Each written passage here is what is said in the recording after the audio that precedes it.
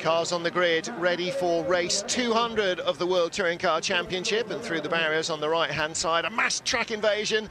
Another few fans coming through for their track walk. And they'll be going back to the VIP hospitality to watch race number 200, as right at the back of your shot, Gabriele Tarquini comes to the grid. He'll start third here as we get ready for the first race of the World Touring Car Championship, kicking off in Monza, Italy. Dirk Müller for Schnitzer BMW, the winner of the first race. He had just narrowly lost out in the European Touring Car Championship to Andy Priaulx at the end of that year. Alex Zanardi winning in Oschersleben in Germany. One of the most emotional race victories you will ever see in your life. And of course now, not only a double Olympic champion, but a double world champion in wheelchair as well. Chevrolet claimed their first win in a very wet Brands Hatch in Kent with the Lachetti and Alain Menu. He said, what, 12 years after his last World Touring Car win? First win for a diesel engine, Yvan Muller in the Seat Leon. Again, Oschersleben. That's where they scored their first ever points as well, Seat, with Peter Turtig, very early in their career. Tarquini and Zanardi. Well, this was Zanardi trying to win both races of the weekend in Brno. Gabriele held him off. Race 80 in Imola. James Thompson claiming first win in the championship for Honda. That was with the Accord Euro R. That was run by N Technology. Tomo, of course, had previously taken double wins with N Technology for Alfa Romeo in Valencia. First win for a non-factory driver, Ti Aida at Okayama. Tom Coronel in his Seat. And he went with a Demon split tyre choice. Slicks on the front, wets on the rear on a wet to dry race. Held off Augusto Farfus by inches.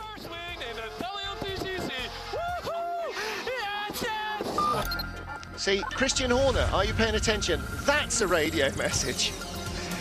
And Porto, the turning point in 2011's championship.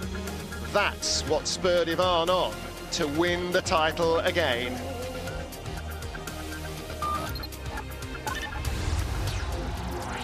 A 100,000 fans cheering Norby as he claimed his first World Touring Car win in home territory in Hungary.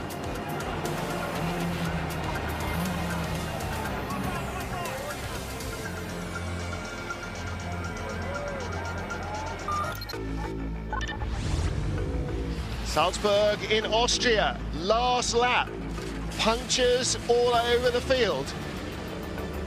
Huff punctures in the last corner, Coronel can't go through.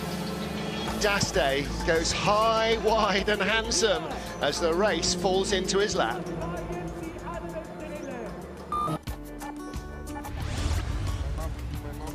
Pepe Oriola, Marrakesh, with Tom Chilton alongside him. Oriola becomes the youngest driver ever to win an FIA World Championship encounter, sealing his talent, confirming his talent. And then in Argentina, another sensational feel-good story. Jose Maria Lopez, first ever World Touring Car Championship weekend, wins on home turf in Argentina. And now we get to race 200 of the FIA World Touring Car Championship. Race 1 was won by a BMW, Dirk Müller. Will race 200 be won by a BMW as well? They start first and second on the grid. For Tom Coronel or Mehdi Banani, either would be a massive story. Busy grid in Suzuka, the circuit announcer getting the fans whipped up into a frenzy of expectation for race number 200 of the FIA World Touring Car Championship. And Yvan Muller has been crowned, well, he's not been crowned, but he's confirmed that he will be the World Touring Car champion for 2013. He can now not be caught in the points hunt, with this and 4 more races remaining in China and in Macau. So when they get to the gala at the end of the season for the 4th time, it'll be the Frenchman who steps up to take the World Champions trophy, and he'll go to the FIA Gala at the end of the year to receive his award there as well. So Rob Huff carries the #1 to the end of the season, but the new world champion is the 2011 world champion as well, Yvonne Muller. Now, I'm sure RML would love to have a 1-2 in the championship yet again, and I know Ivan's very sad about leaving the team, so he wants to do everything to help the team and give the team the best send-off. So I would like to see him working for Tom, trying to get Chilton up to that second position and a solid, strong second position in the championship. Well, listen, and if that did happen, then you would have a 1-2 in the Drivers' Championship for RML Chevrolets, and we're going to have a 1-2, it seems all but certain, whichever way it works there, with James Nash and Alex McDowell in the Yokohama Trophy, both in Bamboo Engineering Chevrolets, built of course by RML. And again, confirmation that the best touring car on the planet in the last 2 or 3 years has been the Chevy Cruze. Now, whether that continues with the new regulations for 2014 onwards, only time will tell us. Certainly Honda have got a new car coming for 2014. Citroën will arrive with the C Elysée in 2014. Lada will build a new car for 2014. If Chevrolet can and do, if BMW do, if Seat do, I don't know, but you know, we'll have to wait for next year to find out. But certainly at the moment, the benchmark is the Chevy, and especially with Muller in it, it's the car that everybody looks to see where the pace is. But they are fortunate. I mean, RML, they are still living off the legacy of the investment that Chevrolet put into them financially. I mean, RML is the engineering base for engine as well as the chassis, yes, the whole shooting match. Yep. But they are being able to still live off the financial input and support that Chevrolet gave them to get to that level. I mean, and they did always have a little bit in hand. You know, they've been so strong the last few years. Yeah.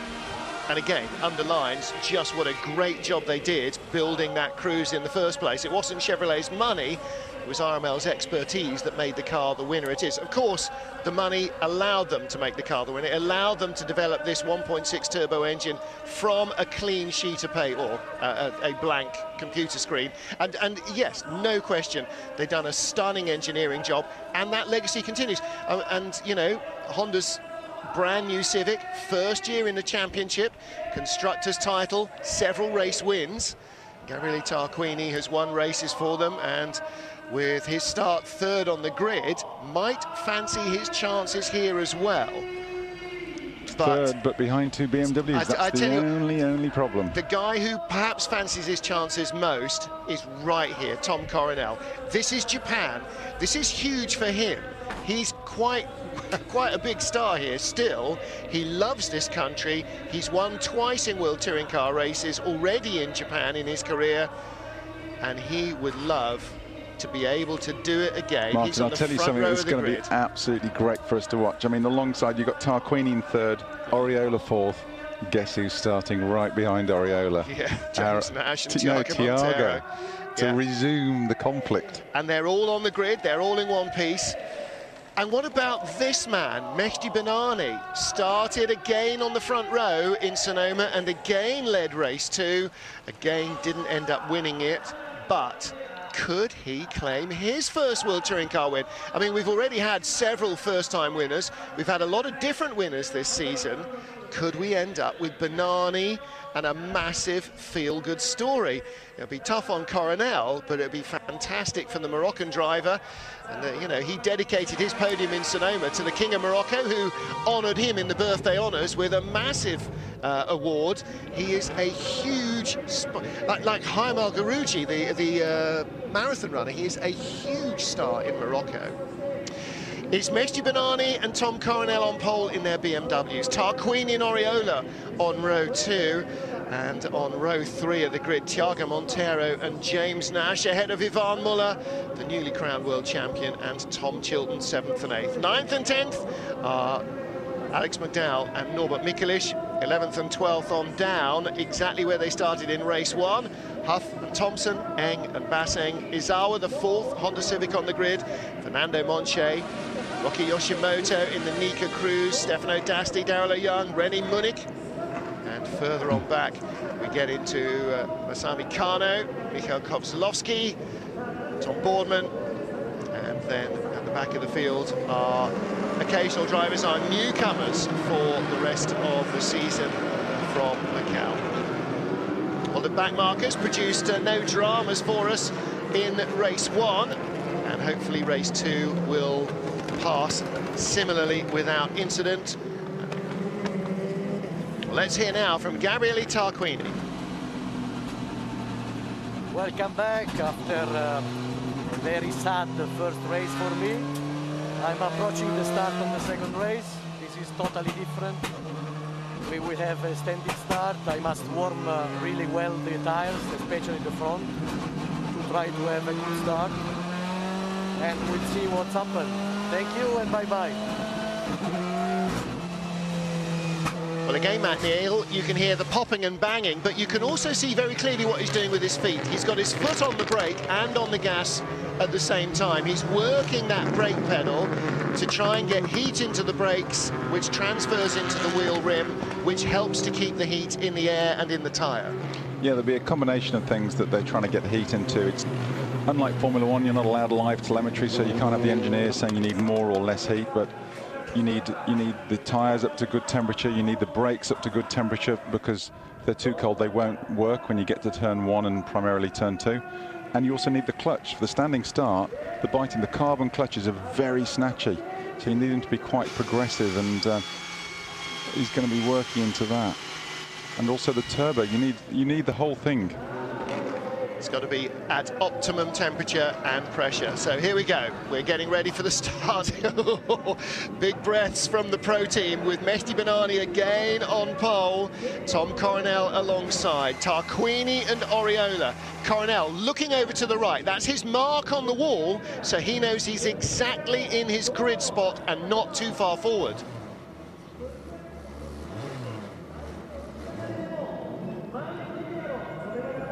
Grid is forming up here in Suzuka. 29 drivers in this 200th World Touring Car race. Nearly 200 drivers have started races in the World Touring Cars since it started again. And our 1987 World Touring Car champion, Roberto Ravaglia, here as well, running the Royal Motorsport team. So let's get ready then for round 20 of the 2013 championship, the 200th World Touring Car race. Mehdi Benani on your right on pole. On the left, Tom Coronel, as we see it. 5 red lights go on. Away they go. Should be a good start from Tarquini, but look at Montero behind. Has he got by? He has. He's already passed Oriola. Oh, and off into the wall. Is that Chilton? I think That's so. Muller. And massive, is that Muller? Well, massive smoke from the Seat, which may well have been Huff, and it is the lead for Benani from Coronel. Tarquini 3rd, Montero 4th. Castrol Honda are going to go for a 1-2 here. 5th place is Oriola, 6th is Nash, 7th is Chilton. So it was Muller in the wall, and he's gone in so heavily, I suspect we may see a safety car. And who was smoking? It was not Huff, it must have been not Bassang either. He's just gone through shot. So the only one left is therefore but he was Munich, Rennie Munich. A long way back. Yellow flags are out, and Muller is out of the car. That is no way to celebrate being the world champion. And that went in on the driver's side, and that was a big clang on the barriers, Matt. You can see the kink behind the car that he's left in those barriers. There's debris on the track being thrown up by Charles Eng in front of Rob Huff. Charles Eng in front of Rob Huff. Yes, 8th place for Charles Eng. How did he get there? Great start. Blimey O'Reilly. Didn't spot that. Well done, Charles. Look at that, 8th place behind Chilton and ahead of Huff. And everybody... 13th on the grid, I think he was. Everybody streaming through. So very good start indeed for Charles Eng. Benani hanging on in front. Now, what he's been able to do before, which we haven't really appreciated, he is pretty good at absorbing pressure. Yes. And with a tight circuit like this, you know, you never know. I mean, I'm sure the 2 Castrol factory Hondas are going to smell blood, and they're going to want a result. But now coming down the straight here, Matt, yellow flag means 2 things. 1, no overtaking. 2, slow down from race speed and be prepared to stop if required. So you're coming down the straight, you're supposed to be flat out. How much do you slow down? As long as you don't put in a faster sector than you've done before. Yes. Now, let's see what happens. OK, Muller is on our right. In the middle of the shot there. Bang. And that is Mikulits. It was Mikulits that is smoking heavily. Yeah. That is Norby on board with Ivan. Mikulits just turns into him by the looks. Yeah, now, Norby twitched across the road, not knowing that Muller was there on his side. I don't know. That's such a shame. I really wanted to see, with the pace Michelitz had got in, and the Zenga boys had got in that car, how well he could... it's not very good, shredded is it? tyre, unsurprisingly. And you've got to wonder whether he got tagged from behind and spat across or not. I mean, hard to tell. Maybe he was just going for a gap, Martin. And the other... you do lose a lot of your peripheral vision in these cars. Yeah, I mean, you've got the wings on the seat, which sort of blinds you from just about everything. Yellow flag still out on the main straight. And that means that for Bernani at the moment, he's got to not throw it away in the wiggly bits, because on the straight bit, Coronel is not allowed to go by him. Shadows lengthening here in Suzuka. That's a very interesting point, actually, Martin. You know, as long as Bernani can keep it tight, keep it under control, keep it clean around this the long twisty section, if that yellow flag stays out, that's the key overtaking point. Yeah. Well, down to what? It depends where the green flag comes. It'll come after Muller's car, so not yet, not yet, not yet. Muller's car's gone, so it'll be, where's the green? It'll be green down into turn 1. Then. You can't do it into 2. And you can't start to make the move on the straights. You can only start once you get on the brakes, and you can't start once you get on the brakes. That's too late. Then you're just basically having a big crash. This is a big race for all those first 4 cars, because Tom Coronel's going to want to score. You know, his home, which was his second home, Japan. Bernani, could be his first victory. You've got the factory Hondas on home ground. I mean, either way, it's going to be a fantastic result. And let's not forget, we're not behind the safety car, so they are absolutely racing flat out up the hill still, and the Hondas cannot catch those BMWs. Bernani is setting a good pace. The lap times are some 2 seconds off. Oh dear. Tom Chilton just went purple in Sector 1. That's probably not the best thing to do. Best not. Purple means not just his fastest first sector, but the fastest first sector of anyone in the race. So he's bettered his own personal time, which is not good. When there's a tractor unit on Tom Boardman, hello. Yellow flags, Tom. Tom, yellow. That tractor thing at the side. He was pulling out alongside it. Now, you are not in a green flag zone. I'm sorry. Get a grip. You're going to end up talking to the stewards. You're not doing yourself any favours doing stuff like that.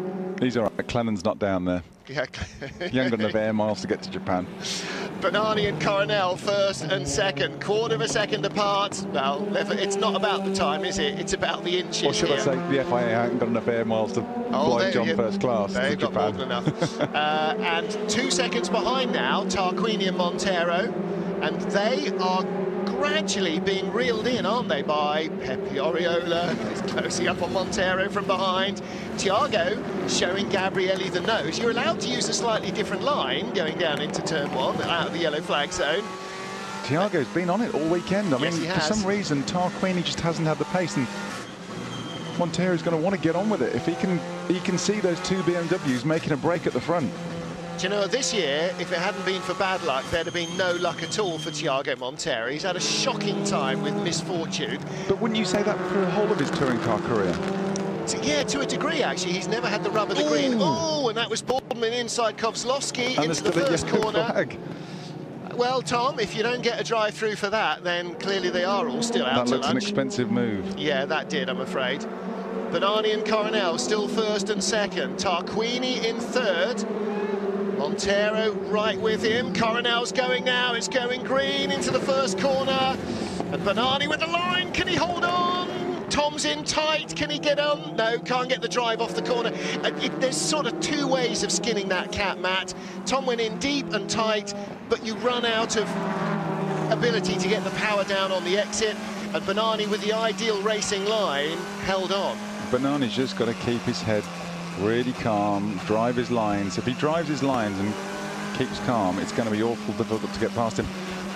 I'm just going back to the Honda Castrol camp. If, you know, obviously Tarquini seems to be the cork in the bottle again, you'd be on the radio saying, let Montero go. Wouldn't you? Yeah.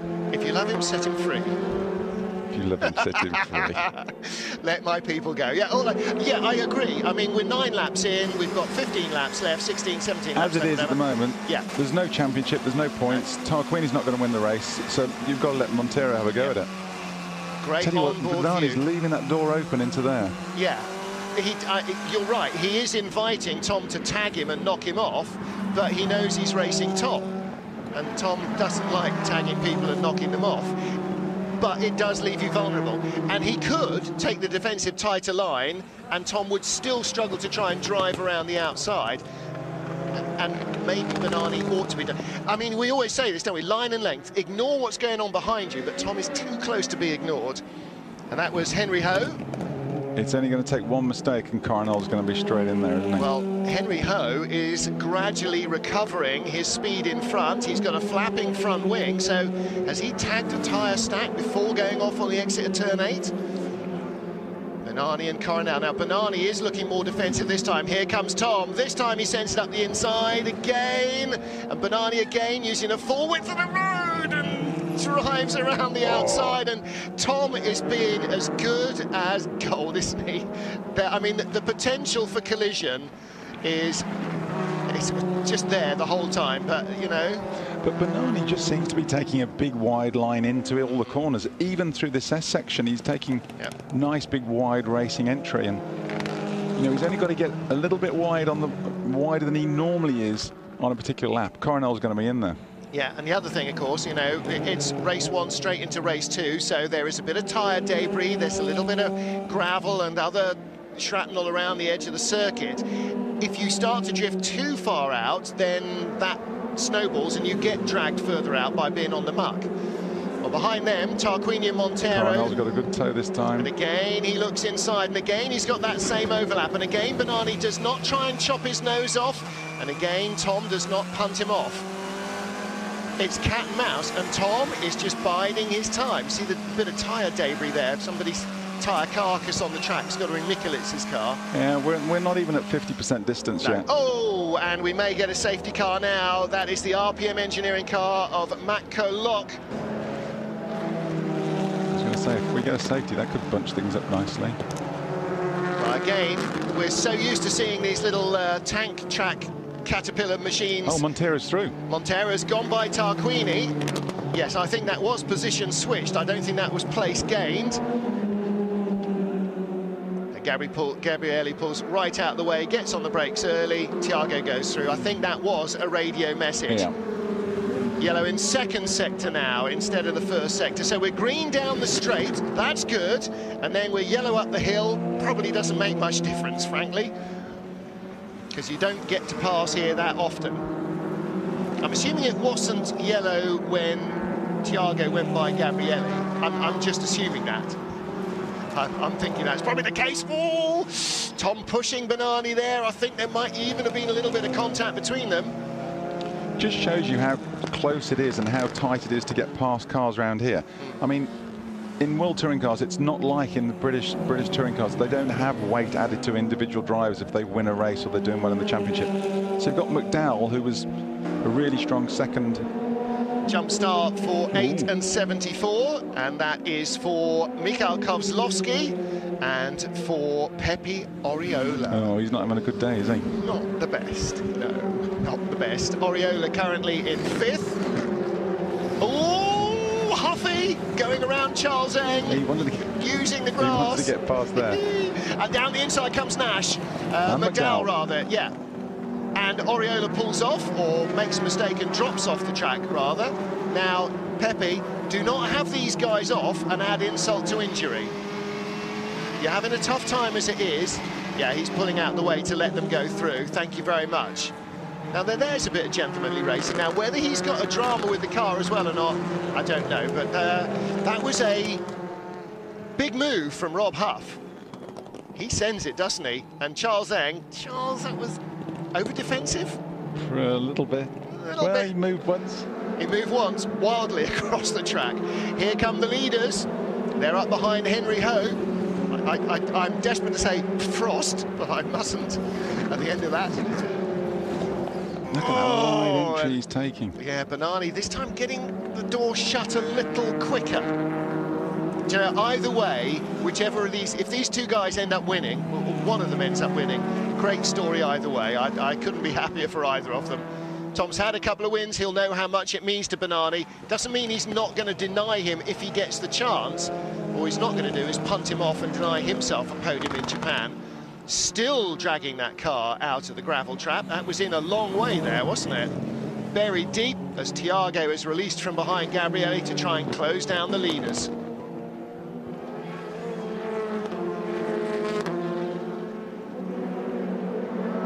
Down the main straight comes our race-leading pair, Mehdi Bernani and Tom Coronel. And again, Coronel tight on the inside, no overlap this time.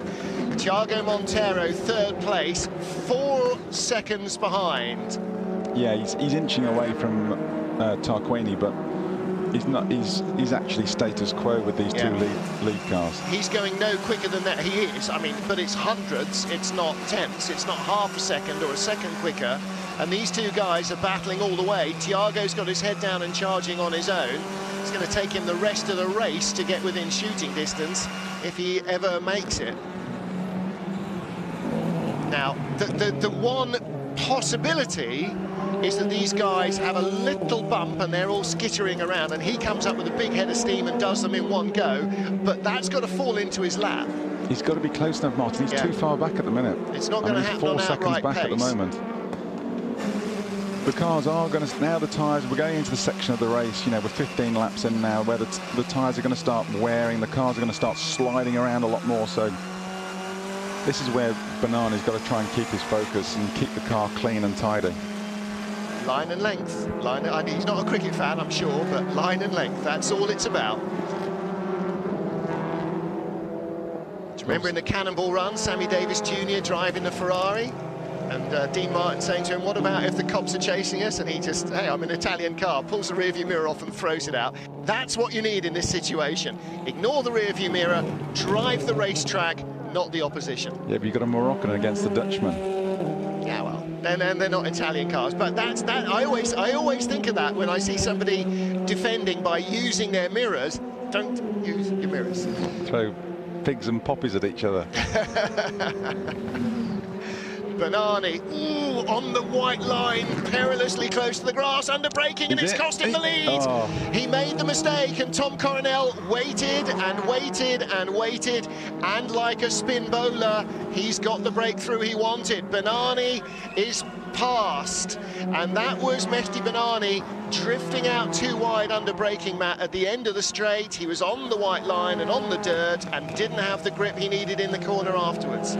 Coronel was just, he was ever so patient, he was on it, he was obviously got more speed, and he was just waited and waited and waited and then pounced.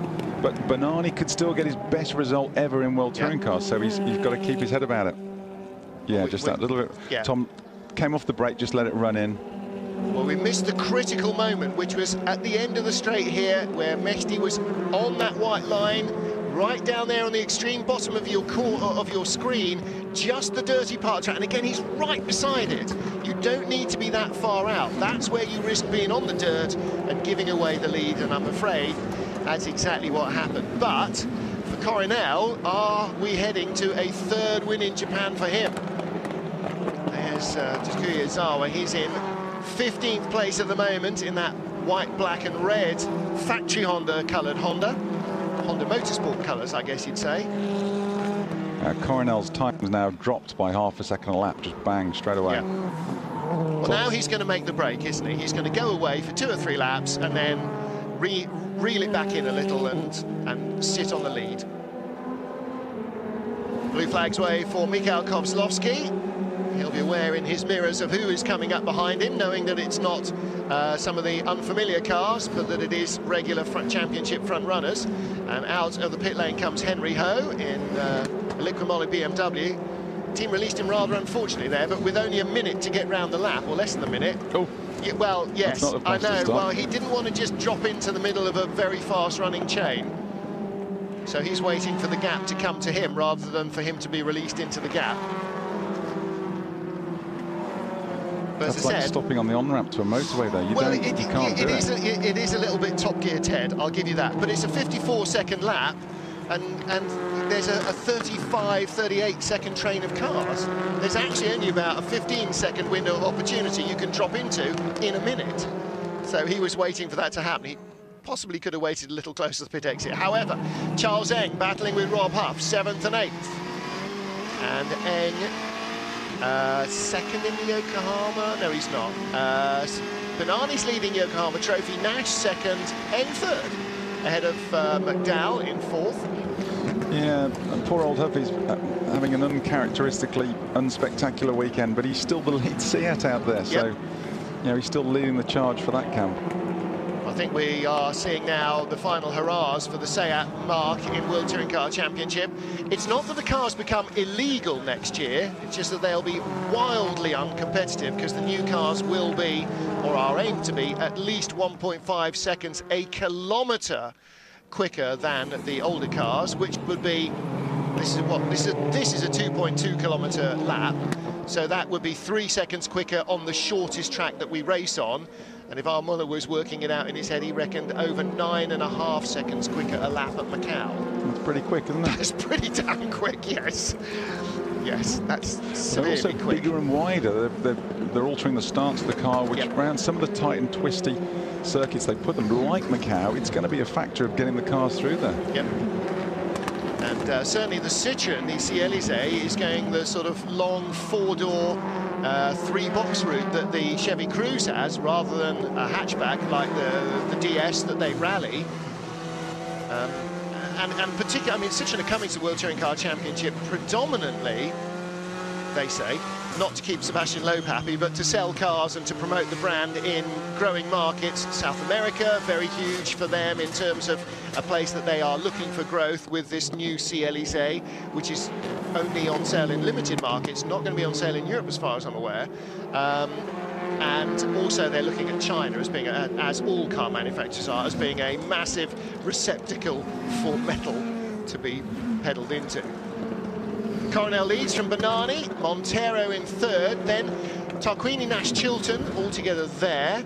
Rob Huff, Charles Eng, Alex McDowell a bit on his own there, and then James Thompson in 10th ahead of Basseng, Daste, Oyoung, Monche, Munich and Kano. And the BMWs not making any ground up as the race progresses on the front-wheel drive cars that were supposed to be in such terrible torture with their tyres. It constantly surprises me, no matter how many times you hear what a dreadful circuit is going to be for front-wheel drive tyres, it rarely actually transpires into a major drama, except for once at Monza and once at Salzburg. I think that's just the nature of this circuit, Martin. I mean, you look at McDowell, who was a really strong second in the first race, and where is he? Ninth. Yeah. Just with the reverse grid. Maybe he kept tyres for race one and just said, right, well, whatever we've got left, however worn they are, that's what we've got for race two. You know, after qualifying, that's what you would have done. Put your best tyres on for race one as Alex McDowell, because you were up at the sharp end of the grid on row one. And it worked for him, you know, he ended up getting second place. Good little battle here. Thompson is definitely the stopper in the bottle. I'm not sure that the Lada has got much in the way of tyre left. But again, it's, you think back to Monaco, Sebastian Vettel with those really, really worn tyres. In free practice or qualifying, you'd never even have left the pit lane on them. But in a race, you'll hold on until the things are down to the canvas and beyond, because you're holding on to the lead of a race or a position.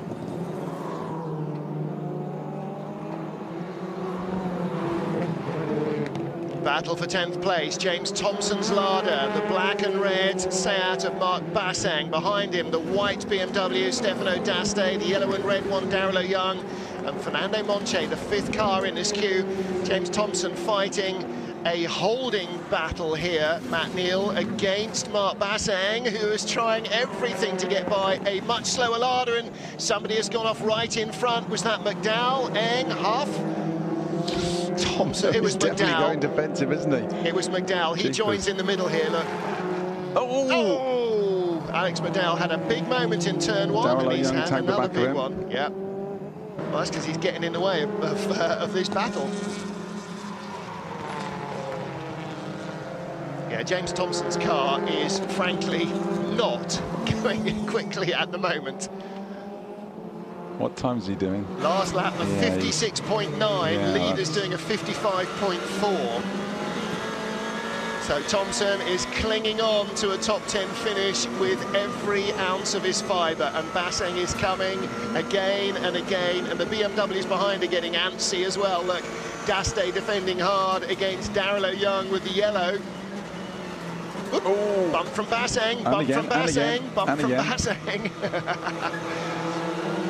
But again, like you, Matt, Basseng's getting used to touring car racing now. Like you, Tomo's been doing this a long while, and he knows the tricks. He won't worry too much about the bumping. I'll tell you what Tomo's very good at is positioning your car. So when he's getting those little friendly nudges, which we're seeing here, it's not upsetting his car, it's not knocking his car wide, it's positioning your car on the way into the corner. Absolutely right. Making sure he's running ever so wide through there, though. He's really struggling for grip. He is, isn't he?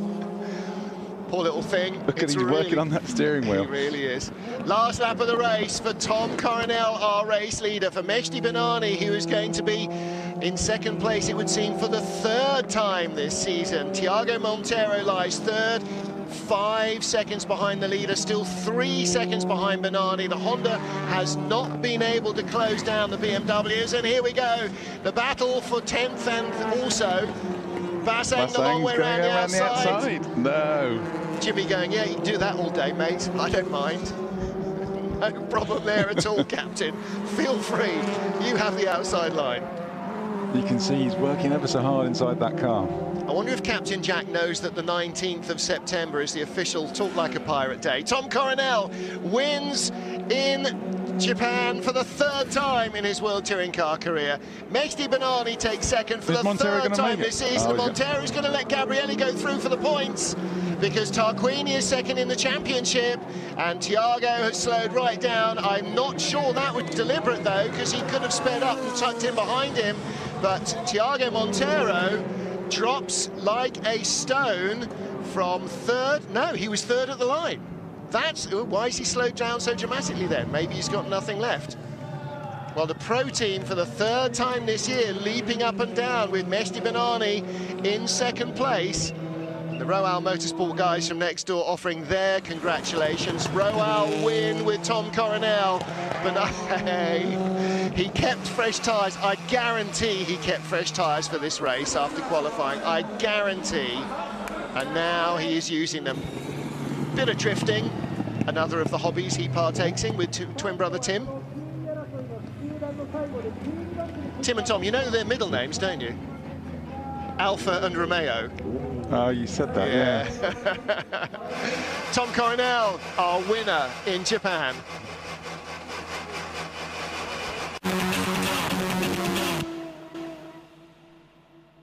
The FIA WTCC is delivered by DHL. Gabriele Tarquini walks back down pit road, and in winner's circle, a very happy Tom Coronel. Matt Neal, third time he has won a race in Japan, his home from home. This is one of the big points of his World Touring Car calendar every single year. Well, after 5 years he spent down here in Formula 3, Formula 3000, sports cars. You know, he's got a lot of history here. I passed Rob Hoff, man. I did it.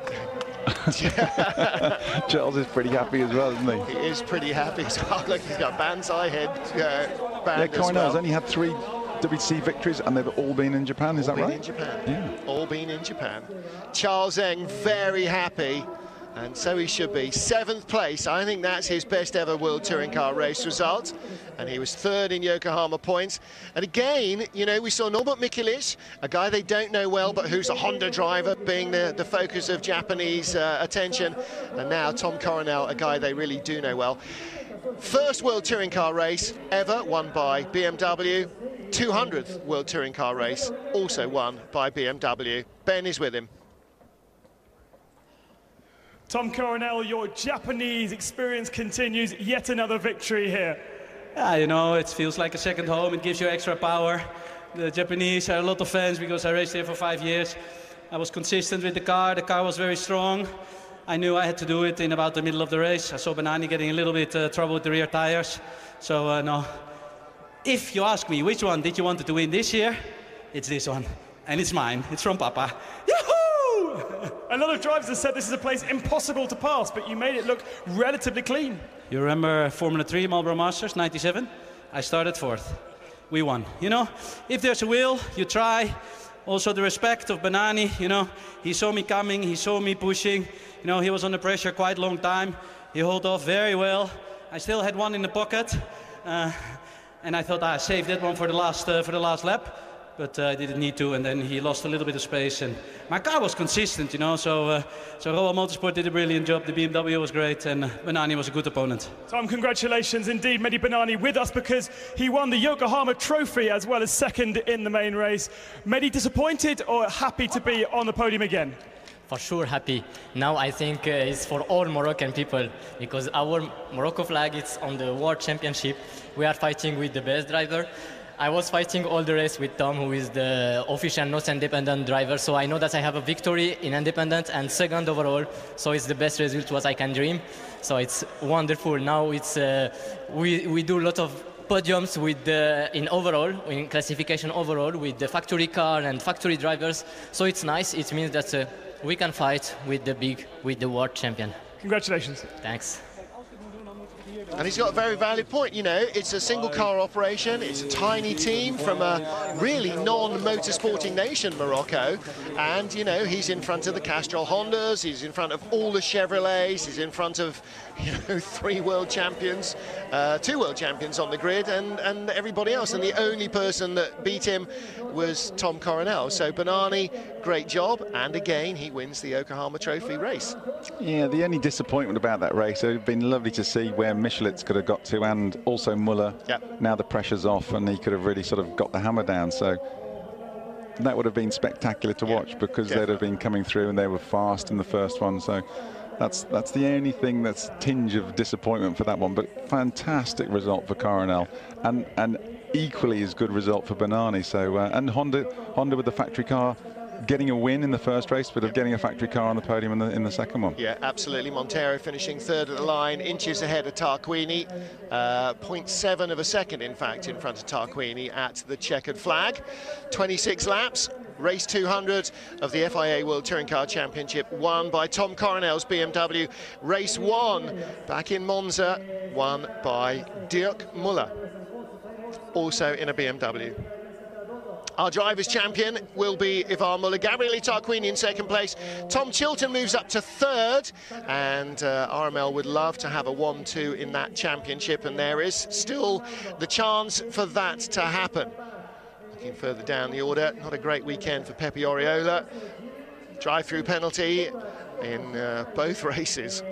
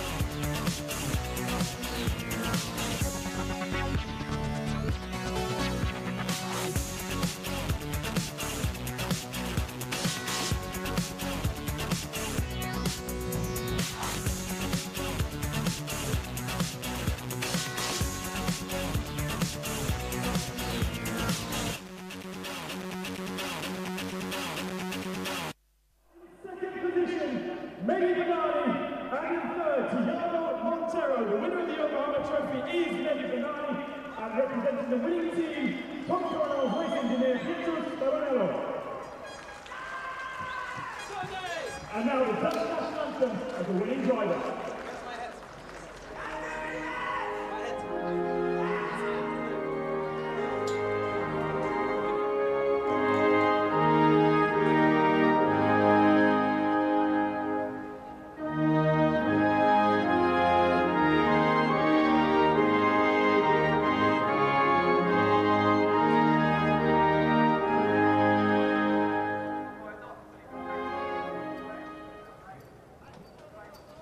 And the German Dutch anthem for our winning driver, and the German anthem for our winning manufacturer, BMW.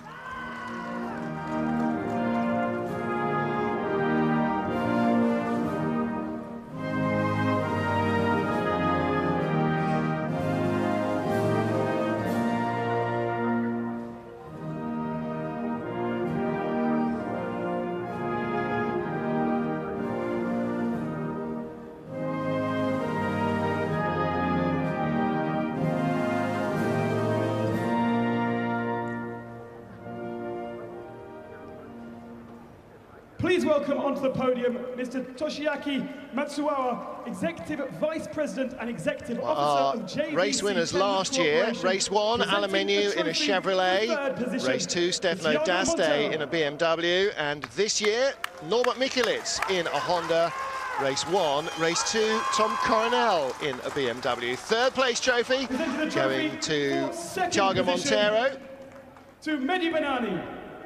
Mehdi Benani takes the trophy for second place. And again, he's just so thrilled with the way this season is turning out. He's really got on top of driving a rear-wheel drive car. Last year, he was all at sea in the BMW. This year, so much more together. He can race right at the front of the field. And Tom Coronel, 3 wins in 5 seasons in Japan. Executive Director of JAF, 6 seasons, isn't it? 5 seasons, I think. So every other year. So won't win next year, win the year after. We'll have to wait and see what happens. And for the winning manufacturer, winning team, Royal Motorsport.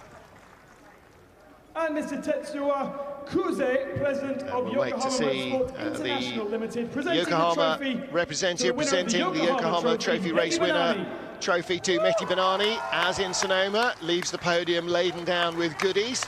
More hand carries there for the next trip. I hope he dropped some off in Europe on the way home from America before he got to Japan.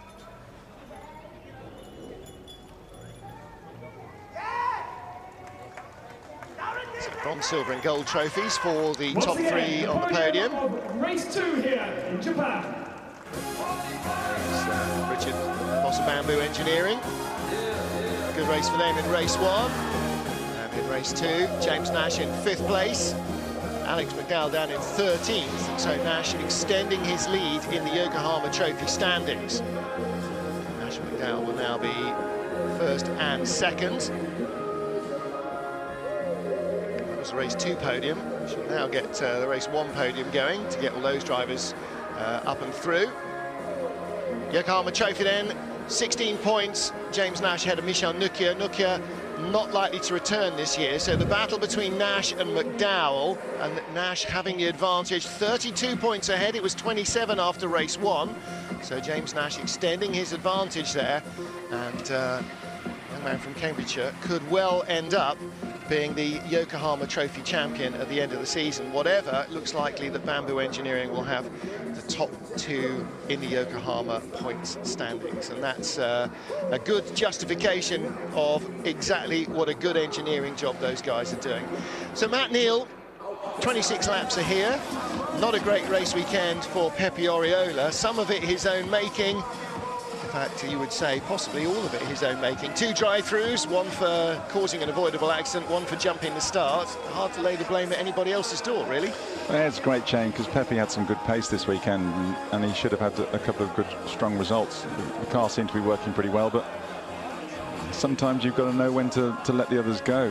And I think he just held on, fought too hard, too long in that first one, and that's cost him basically the whole weekend, just by not giving up one place, because he had the speed to stay behind Monteiro. Yeah, and you've got to look to Tom Coronel and Mehdi Benani in race 2 to show just what patience does. Coronel was patient. He could have tagged Benani any number of times and didn't. To be fair, Martin, Montero was patient behind Oriola. You know, he was patient. He found the gap, got the gap, put his car there, and then Pepe just didn't want to give. He didn't want to give up. Didn't want to let him through. Our race 1 winner was Norbert Mikulits. Japanese fans starting to stream away. This is the last race of the afternoon here in Suzuka. Race 2 of the Super Taikyu Championship was on earlier. So as they head home, they have seen Honda win race 1 here. Alex McDowell in second place. Yeah, because he didn't get any laps in race 2, did he? In fact, 2 of those 3 didn't even finish lap 1, and Alex McDowell had a shocking time. He was only in 13th place.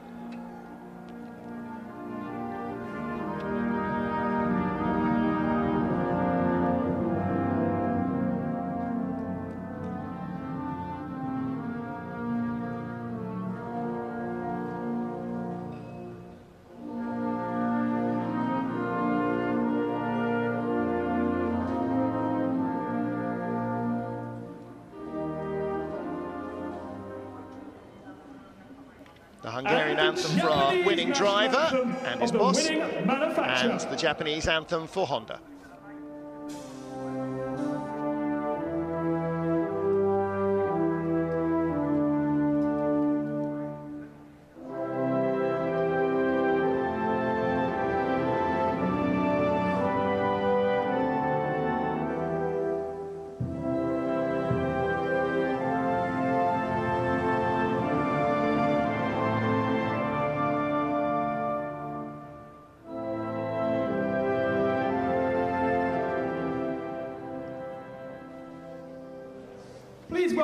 Now there is a pair of well-matched and very tranquil national anthems for Hungary and for Japan. And there's the man who is the linchpin in the relationship between YAS, the Honda manufacturer development team, Honda R&D. Our 2013 FIA World Touring Car Champion Ivan Muller receives the trophy for 3rd in race 1 here in Suzuka. Second place was Alex McDowell. To Norbert Mikulits. And Norby claiming victory for Honda in Japan.